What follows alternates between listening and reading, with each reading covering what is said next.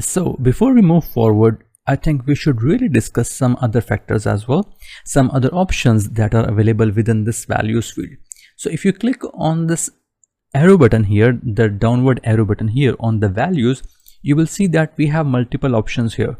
While others like this move to report and move to row labels and move to columns is just a transfer between these boxes here, a function that is very useful for us is this value field settings. So if I click on this one, you will see that we have quite a lot that we can do in our analysis. Now, first option is sum. You can sum based on the criteria. So you can sum the sales revenue based on these criterias. You can count the transactions that took place. You can take the average of them. You can take maximum, minimum, product count number, standard deviation. So quite a few very good options are available. Well, usually we do stick with sum and count, but sometimes we do use maximum, minimum and standard deviation, etc. Now, one more thing that I would really like you to notice is that there is another tab here, and that is show values as, and this tab is also very useful. So if you look at this, and if you click on this drop down here, you will see that you have quite a few options available. So if I can just show you the first one, this one is percentage of grand total. So if I just apply it for now, you know what will happen. It will basically show me the percentage of the grand total. So the grand total for the second column is 88,000, and there is only one transaction. There is only one balance here in the USA.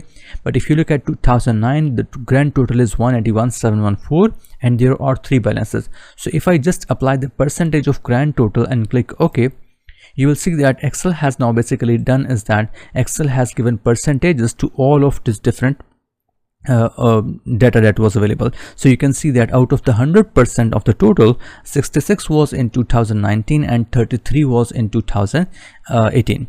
And out of this 33%, all of that was in USA in 2018, whereas in 2019 you can see that 35% of that 66% is here in 2019 in USA, then 24 is in Mexico, and 6.33 is in Canada.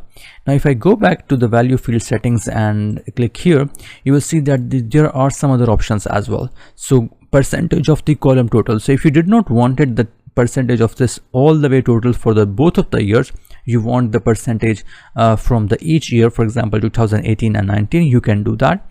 You can apply the percentage of column total and as well as the row total, in which way you can break the data between percentages in 2018 and 19.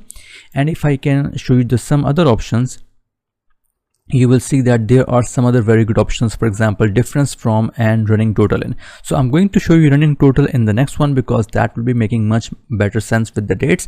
But you can see that there are quite a few very useful options available. So I would really recommend you to take some time and play along with all of these options and see what is happening here.